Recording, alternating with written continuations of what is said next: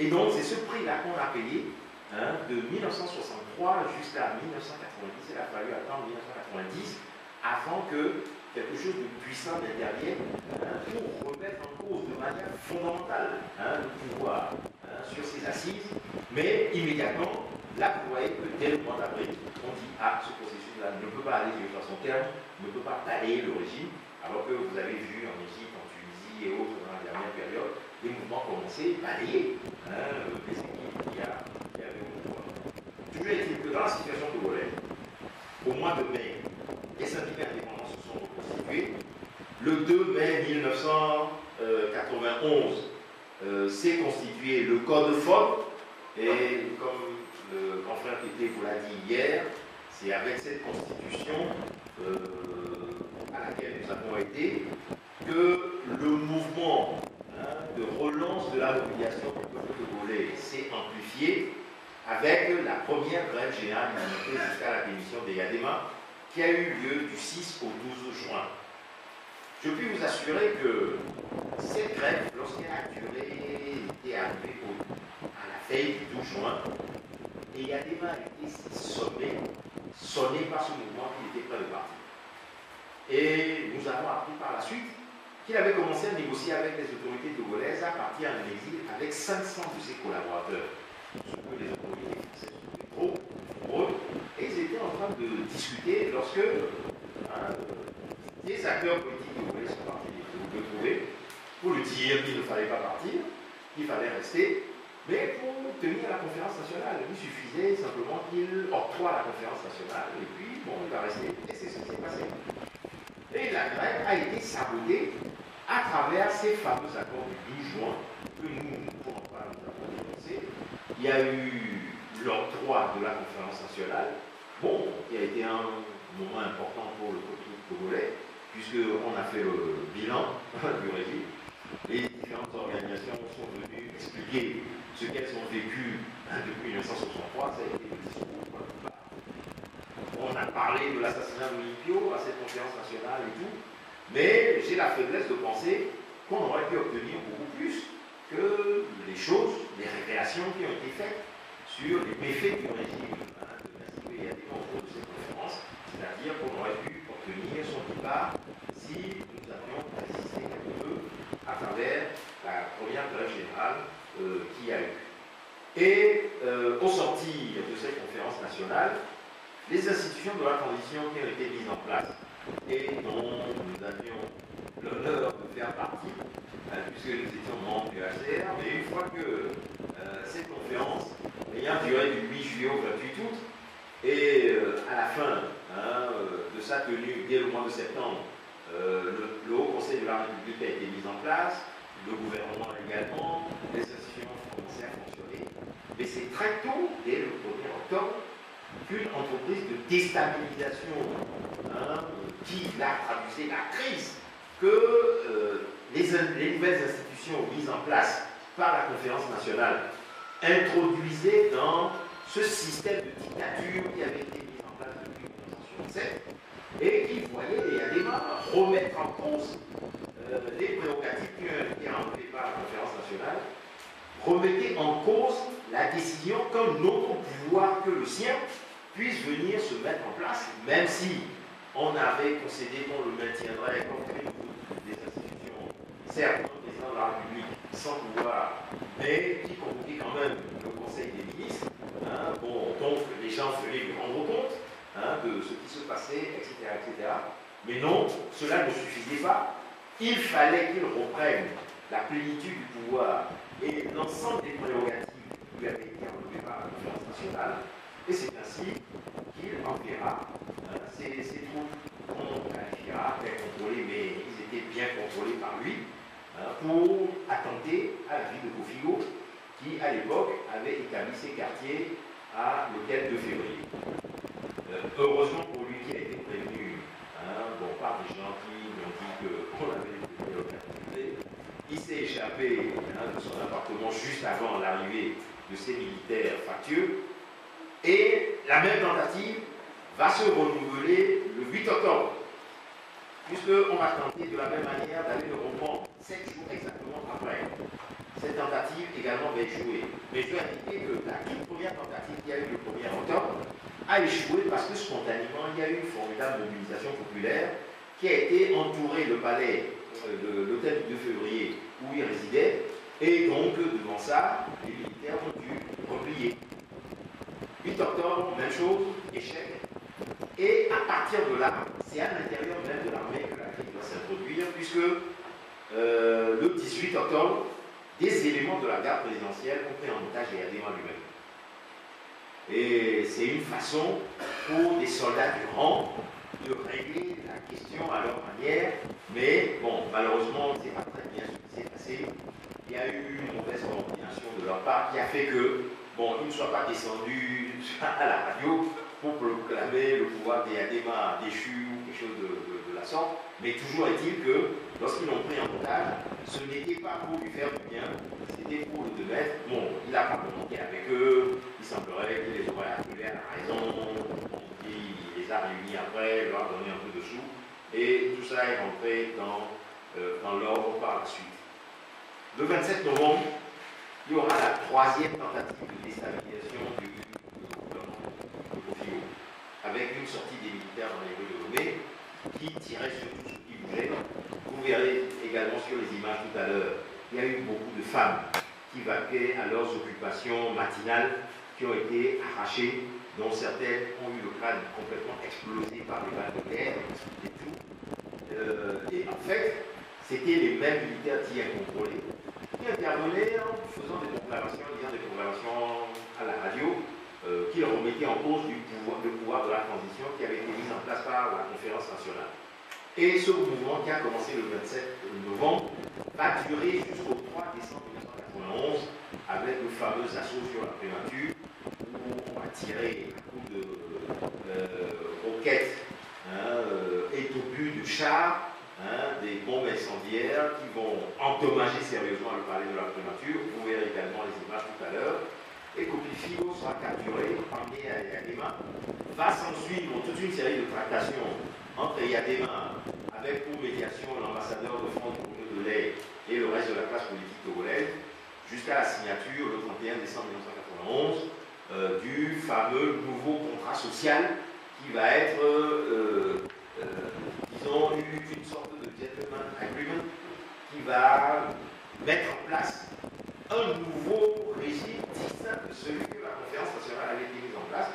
puisque cet accord va réintégrer le RPT dans le jeu politique dont il avait été exclu auparavant. Puisque, il faut savoir que,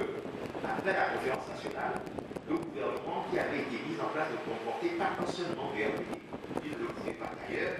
C'est ce qui permet de comprendre que les rapports tels qu'ils étaient avant l'entrée dans la conférence nationale, pendant la conférence nationale et après la conférence nationale, étaient des rapports d'exclusion du RPT du jeu politique national.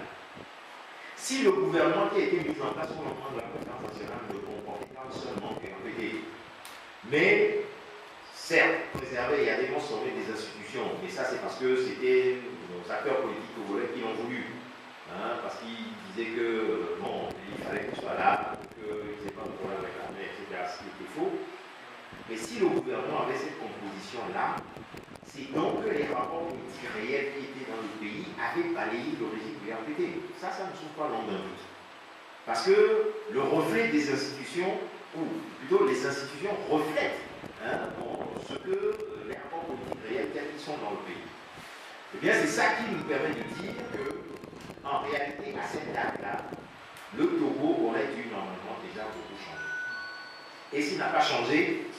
la situation dans laquelle nous étions à l'époque était que, fortement ébranlé par le mouvement du 5 octobre 1990, ayant fait le dos rond, ayant fait toute une série de concessions, quand il a été très acculé par les mouvements de contestation populaire, dont la conférence nationale, le régime a estimé à partir d'un moment donné qu'il était temps pour lui de repartir à la contre-offensive. Et tout ce qui va se passer au cours de l'année 1992, à partir de l'assaut sur la prémature qui en était, disons, l'ouverture, va va porter la marque de cette volonté du régime de récupérer la totalité du pouvoir par la force des armes. Et c'est ainsi que, malgré le fait que dès le début de l'année 1992, de puissantes mobilisations des populations vont intervenir contre le coup d'État du 3 décembre 1991. D'abord chez les syndicats, avec des puissantes manifestations du collectif des syndicats indépendants, à l'initiative de ce collectif-là. Le 25 janvier, avec une puissante manifestation des femmes, qui, à l'appel du collectif des associations des femmes, le CAF, a réuni près de 50 000 femmes dans les rues de Lomé. Le 5 mai, avec l'attentat de Sounou, on a vu concrètement la détermination de ce régime de mettre en œuvre son plan de reconquête du pouvoir avec cet attentat de Sounou, au cours duquel Marcati Dépé a été assassiné. Plus tard, vous le savez, au mois de juillet, le 23, ce sera l'attentat contre Taguamouan. En fait, lorsque vous lisez bien les choses, entre l'attentat de Sounou et l'attentat contre Taguamouan, il s'est agi de décapiter le mouvement populaire qui se développait, de ses dirigeants les plus crédibles. Bon, il faut savoir que lors de l'attentat de Sounou, c'était chez Christophe lui-même qu'on voulait tuer. Il apparaissait à l'époque comme effectivement le dirigeant politique potentiel le plus à même de prendre les destinées du Togo. Quant à Taguamouan, c'est évident que la manière dont, depuis 1991, par ses interventions à la conférence nationale, au Haut Conseil de la République, et ensuite, au sein de ce Haut Conseil de la République, à la tête de la commission constitutionnelle, chargée de faire adopter le nouveau projet de constitution, la façon qu'il a eu de s'opposer vigoureusement à toute disposition qui pourrait permettre la candidature des éléments échéances électorales à venir, de la même manière que le fait qu'on savait qu'à la tête du mouvement des jeunes, puisque ensemble avec lui, nous avions constitué le OM5 à l'époque, il y avait là un dirigeant qui pouvait, à la tête d'un mouvement de la jeunesse, mais ébranler sérieusement le régime. Et donc, il fallait prendre toute une série de mesures par rapport à lui. Lorsqu'il a fait cette fameuse émission du 22 juillet 1992, où il a expliqué qu'il n'était pas question qu'il soit candidat à quelque élection à venir que ce soit, on a décidé de l'éliminer physiquement. Non seulement pour le fait de faire disparaître un adversaire politique qui devenait trop gênant, mais également pour, disons, créer une sorte d'état de choc dans l'esprit des opposants togolais pour les faire céder sur toutes les campagnes qu'ils menaient de contestation du régime. C'était ça l'objectif. Terroriser pour faire refluer sur l'organisation des manifestations populaires. Et c'est véritablement de ça que la commission mixte paritaire qui s'est tenue et qui a abouti à un accord le 28 juillet a été l'expression. Parce que moi je dis de ces accords de la commission mixte paritaire qu'ils ont été une capitulation de l'opposition togolaise devant Yadema purement et simplement. Parce que les concessions qui ont été faites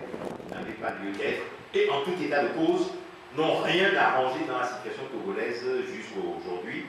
puisque bon, nous verrons que par la suite, elles vont tout simplement permettre à Yadema de se maintenir en place, puisque lui-même va appeler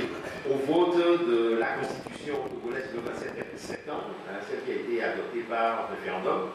Mais même si on indique que cette conférence a été adoptée majoritairement à plus de 90% par le peuple togolais, on oublie de préciser que c'est dans un climat de terreur marqué par ces assassinats qu'il y a eu auparavant de Kalio, de Marcati Dépé et les menées des milices du RPT dans les rues de Lomé et tout. C'est sous ces auspices-là que ce vote constitutionnel est intervenu avant qu'on entre dans l'année 1993 avec les tragédies qu'il y a eu au mois de janvier, avec les massacres des 25, 30 et 31 janvier à Faux-Jardin et à Baie, où il y a eu plus d'une centaine de morts qui ont été tués ce jour-là, et surtout fait inédit dans ce pays le départ en exil de plus de 600 000 Togolais qui ont fui cette répression à peu qu'il y a eu dans la capitale, autant au Ghana qu'au Bénin, l'isolement du régime qui s'en est suivi, une façon pour la population de montrer son rejet du régime en quittant le pays et en créant une situation permettant à l'opinion internationale de prendre la mesure de la désapprobation du peuple de ce qui se passait à l'intérieur du pays. Et ceci sera suivi, comme vous le savez, le 25 mars de la même année 1993, par une délégation ethnique qui a intervenu au sein de l'armée togolaise, où il y a eu de sanglants règlements de compte, et où là également plus de 100 militaires ont été massacrés dans des conditions absolument abominables. Lorsque vous lisez les récits et vous voyez comment les choses se sont passées, c'est absolument incroyable. Nous le verrons demain. Et c'est sur cette toile de fond que, après la négociation des accords de Ouaga, au mois d'août va se tenir l'élection présidentielle. Et les choses vont se manœuvrer de telle manière que finalement, les différents candidats de l'opposition envisagés pour cette élection vont se retirer les uns après les autres. Et cette chose extraordinaire va se passer que Eyadema sera le seul candidat en liste pour cette élection présidentielle. Et l'appel au boycott de cette élection, le fait que beaucoup de jeunes se soient sacrifiés dans toutes les localités du Togo pour empêcher l'organisation électorale, n'empêchera quand même pas qu'ils se maintiennent en place, qu'ils se proclament élus au terme de cette élection présidentielle, de cette mascarade présidentielle, qui ne sera jamais donc que la première d'une série d'autres mascarades électorales qui vont intervenir par la suite, notamment celle de février 1994, où les législatives vont être une mascarade, lesquelles législatives vont être complètement retournées au niveau de leur contenu, lorsque, après l'élection, Eden Kodjo, qui n'a eu que 7 députés, va être nommé au poste de Premier ministre à la place du CAR, qui a eu le plus grand nombre de députés, et il y a des gens jouant à la division pour les opposer, les ridiculiser, se maintenir au pouvoir. La même chose va continuer en 1998 avec la mascarade d'élection présidentielle qu'il y a eu et contre laquelle, là, véritablement, malgré son organisation par l'Union européenne, Eyadema va faire le coup de force de s'annoncer vainqueur, alors que tous les résultats de données battus et tous les journalistes qui sont venus ici au Togo superviser ces élections ont vu qu'ils avaient largement perdu. Mais les représentants, les experts de l'Union européenne qui sont venus vont simplement proclamer que le processus électoral est sorti de son cadre légal et ils vont avaliser ce coup d'État électoral-là et qui va ouvrir la voie en 2002 à la modification constitutionnelle que vous savez du mois de décembre, du 31 décembre 2002, par laquelle, effectivement, Eyadema va réformer complètement la Constitution qui jusque-là l'empêchait de se présenter aux échéances électorales à venir, et va modifier y compris les règles du jeu pour les élections législatives et organiser une mascarade d'élections législatives en 2003, avant que, toutes les vicissitudes et toutes les manœuvres qu'il a faites pour rester au pouvoir jusque-là vont le lâcher. Et la biologie va avoir raison de lui. Et le 5 février 2005, on va annoncer son décès. Et que ce n'est qu'alors que tout le processus qui aura été commencé avec l'assassinat du 13 janvier 1963, avec sa prise du pouvoir le 14 avril 1967, va donc s'arrêter avec sa disparition. Mais au lieu de s'arrêter de manière définitive, les choses vont continuer avec la désignation de son fils pour lui succéder, comme s'il était au côté d'une monarchie, ce qui n'est pas en aucun cas. Eh bien, là également, il faut mettre en cause la responsabilité des partis d'opposition togolaises dans le fait qu'on ait laissé Faure-Essonnière Gnassingbé occuper le fauteuil présidentiel. Pour la simple raison que, lorsque ce fameux coup de force a été fait, et qu'il y a eu des manifestations puissantes et quotidiennes qui ont sillonné les rues de Lomé, au point de pousser fort à la démission, le fait d'avoir accepté qu'un membre du KPD puisse présider aux destinées du pays est une grave erreur qu'il ne fallait pas commettre. Et la preuve, c'est que Nachaba était celui qui, dans l'ordre constitutionnel, devait prendre les règles du pouvoir. Vous voyez, constitutionnelle donnée, le fait qu'on ait accepté que le RPT le rejette comme candidat pour accepter finalement Abbas Bonfo, qui était le candidat que le RPT a lui bien voulu choisir, puisque la Java dans le Sérail ne faisait plus l'unanimité, montrait qu'on se mettait sous la coupe des décisions du RPT. Et à partir du moment où on s'est mis sous la coupe des décisions du RPT dans l'organisation de cette succession des Yadema, mais il ne fallait pas s'étonner que le régime RPT fasse ce qu'il a fait par la suite pour maintenir son pouvoir. Mais en tout état de cause, ce qui s'est passé, c'est qu'on n'a pas senti une véritable puissante organisation au plan national, disant qu'avec la disparition des Yadema, c'était tout le régime du RPT qui devait disparaître avec lui, et qu'on s'organise sur l'étendue du territoire national pour le faire partir. Et ça a été, comme vous le savez, au mois d'avril, la mascarade d'élection présidentielle que nous avons eue, suivi des massacres du 26 avril, qui là, à nouveau, a poussé des populations à l'exode, dans les pays voisins et dans les villes de l'intérieur, jusqu'à ce que, de la même manière que cela avait été fait lors de l'assassinat de Tavio et autres, il y ait en 2006 la signature de l'accord politique global qui a sauvé le régime du forfait qui a été ces massacres qui ont été organisés en avril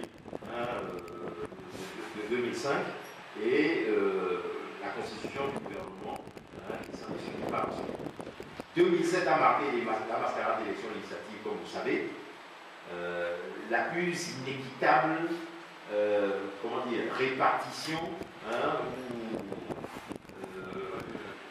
le plus inéquitable découpage électoral que le Togo ait jamais connu, qui a imposé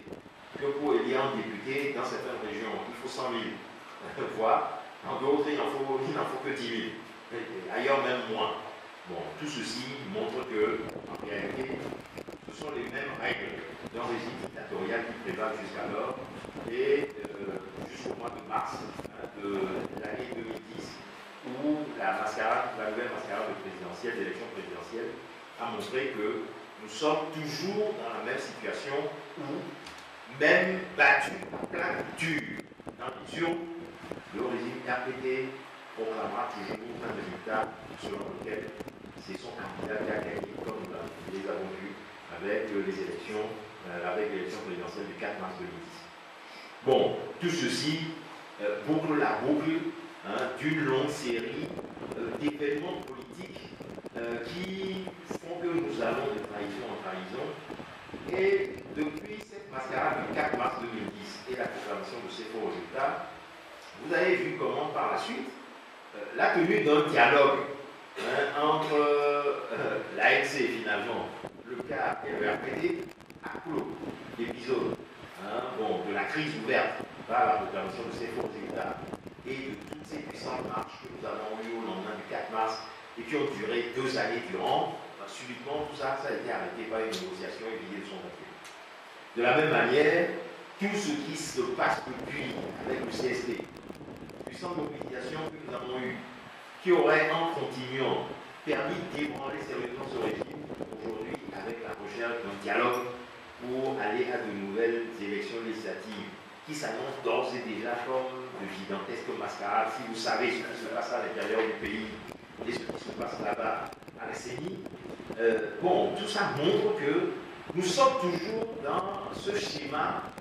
qui a commencé depuis le 13 janvier 1963, qui est que les acteurs politiques togolais doivent à tout prix trouver un consensus à la situation nationale. Et ce que la table ronde d'union et de réconciliation nationale a commencé à faire à l'époque, c'est ce qui continue jusqu'aujourd'hui encore. Il n'est pas question pour les acteurs politiques qu'une voix discordante sorte du rang pour dire cela n'est pas normal, appeler les populations à une organisation indépendante pour balayer tout le fatras de ce régime qui a été érigé et mis en place depuis cette période. Alors de toute cette évocation, quels enseignements peut-on tirer? Pour ma part, moi j'en vois 4 essentiels. Le premier enseignement qu'on doit tirer de ce survol et de l'évocation de ces 50 ans de crise et d'impasse politique, c'est d'abord et avant tout que le peuple togolais, lui, n'a jamais démérité dans sa lutte, qui a toujours été le principal facteur de la crise togolaise. Vous verrez, derrière chaque événement, vous verrez qu'un peu auparavant, il y a des travailleurs qui ont bougé, il y a dans un secteur donné une lutte qui s'est donnée et qui a rendu impossible l'ordre politique régnant de se maintenir tel qu'il était jusqu'alors. C'est toujours ce qui s'est passé dans la situation. Et c'est cette lutte-là qui est le principal facteur de crise dans la situation nationale. Deuxièmement, la deuxième conséquence à en tirer donc, et qui découle de ce premier, c'est qu'en fait, il n'y a jamais eu d'accord entre le peuple togolais et le régime du RPT, de l'Union aujourd'hui, qui a toujours été contesté. En d'autres termes, tous les projets que le régime du candidat assimilé, tous les projets qu'ils ont eus à l'endroit du peuple togolais ont toujours été rejetés par lui. Regardez, les syndicats ont leur demandé de venir avec leur idée, refus. La classe politique même, refus. On impose le parti unique. Et c'est toujours par des décisions forcées, des oukases, des décisions où on impose, ou des mesures, des réorganisations par lesquelles on impose par décret un ordre politique déterminé. C'est toujours ça qui a prévalu dans la situation togolaise jusqu'à là. Et donc, c'est le constat du divorce permanent qu'il y a eu entre le régime militaire qui s'est mis en place à partir de 1967 et le régime civil qui a été mis en place en 1963. Donc il faut faire le constat. Et donc savoir à partir de là que fondamentalement, ce qui est au cœur de la crise togolaise, c'est le fait que les dirigeants qui ont présidé aux destinées du pays n'ont jamais été reconnus par les populations comme étant les leurs. À partir du moment où ils sont ressentis par les populations comme un corps étranger, le pouvoir politique qui s'est mis en place et qui a dirigé notre pays pendant 50 ans ne peut jamais être rien d'autre qu'un pouvoir politique instable. Et c'est là où vous avez vu à chaque fois ces histoires de tentatives de coup d'État. Il y en a eu d'autres dont malheureusement je n'ai pas eu le temps de vous parler tout à l'heure, des complots de mercenaires par-ci, etc., etc., etc. C'est toujours ça qui a été à la base de cela. Donc, toujours divorce entre la population et ce régime qui a toujours été isolé par la population. La troisième conséquence qu'il faut tirer, c'est que si ce pouvoir illégitime a été maintenu à la tête du peuple togolais pour dominer le peuple togolais malgré sa volonté, c'est bel et bien parce qu'il y a toujours eu accord entre la classe politique togolaise et ce régime issu des différents coups d'État. C'est l'histoire de la table ronde d'union de réconciliation nationale. C'est l'histoire de la négociation phare gouvernement de mars 1990. Et c'est tous les multiples accords et négociations qu'il y a eu dans la situation togolaise jusqu'à aujourd'hui. On en a fait la comptabilité dernièrement. Au total, c'est 21 accords, dialogues, négociations et autres qu'il y a eu depuis la table ronde d'union et de réconciliation nationale du 26 février jusqu'à ce jour. Donc, il faut être clair aujourd'hui, c'est que si ce régime a réussi à se maintenir, c'est parce qu'à chaque fois, il a réussi à être sauvé par la classe politique togolaise et par l'opposition togolaise. Et donc, à partir de là, il faut constater qu'il y a toujours une trahison des aspirations. De cette trahison, il faut tirer le quatrième enseignement qui est le dernier, à savoir que il se trouve posé aujourd'hui au peuple togolais un problème majeur, qui est celui de la nécessité devant laquelle il se trouve placé, mais de pouvoir résoudre la contradiction de sa représentation politique. Parce que jusqu'à présent, si la classe politique à laquelle ce peuple a fait confiance a toujours fait autre chose que ce qu'il a voulu, a toujours signé des accords contre sa volonté, n'a jamais respecté ses aspirations, mais pour sortir de ces 50 années de crise et d'impasse, mais il va falloir quand même commencer bien à se poser le problème de la nécessité d'une représentation politique qui mène de manière effective le combat pour en finir avec ce régime qui domine notre pays depuis 50 ans et qui fasse en sorte que, le plus tôt étant le mieux, nous puissions renouer avec le régime légal qui a été constitué en 1961 sur la base de la victoire électorale de 58, de la proclamation de l'indépendance en 1960 et de l'évolution jusqu'au 13 janvier 1963, où l'évolution du cours normal de l'histoire togolaise a été totalement interrompue. Et donc, tant qu'on n'aura pas renoué le fil de la continuité avec l'ancien régime, en balayant tout ce qui s'est passé dans les 50 ans, eh bien, il n'y aura jamais d'apaisement dans la situation nationale togolaise. Et donc, la chose la plus importante, je pense, qu'il faille dire en cette occasion de commémoration du 50e anniversaire de l'assassinat de Nipio, c'est que tant que un pouvoir ou une force politique n'émergera pas en disant qu'on va faire en sorte qu'on puisse renouer le fil de la continuité de l'histoire, de l'évolution normale du cours de l'histoire du Togo, eh bien, cela, nous n'aurons pas de paix dans la situation togolaise. Ce n'est pas pour autant qu'il n'existe pas de parti qui se réclame de Sylvanus Olympio. Non, c'est pas ça dont il s'agit. Puisque vous avez vous-même vu comment son propre fils, Sylvanus Olympio, qui prétendait s'en réclamer, a fini par allier le régime RPT. Vous voyez comment aujourd'hui d'autres partis qui continuent de s'en réclamer négocient avec le régime RPT. Ce n'est pas de cela qu'il s'agit. Il s'agit de dire que cette force politique nouvelle qui apparaît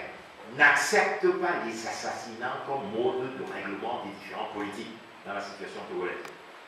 Et en n'acceptant pas les assassinats comme mode de règlement des différences politiques, il n'accepte pas le mode de règlement du 13 janvier 1963 et attend à ce qu'on puisse recoller les morceaux, que le régime actuel soit démis et que le nouveau régime se mette en place, qu'on fasse le point par rapport à ce qui s'est passé le 13 janvier 1963 et qu'on rebâtisse de nouvelles institutions à partir de là. C'est la condition seule, nous semble-t-il, à laquelle le Togo puisse retrouver la voie de la paix, puisse en finir avec la crise et l'impasse politique dans laquelle il se débat maintenant depuis 50 ans. Je vous remercie.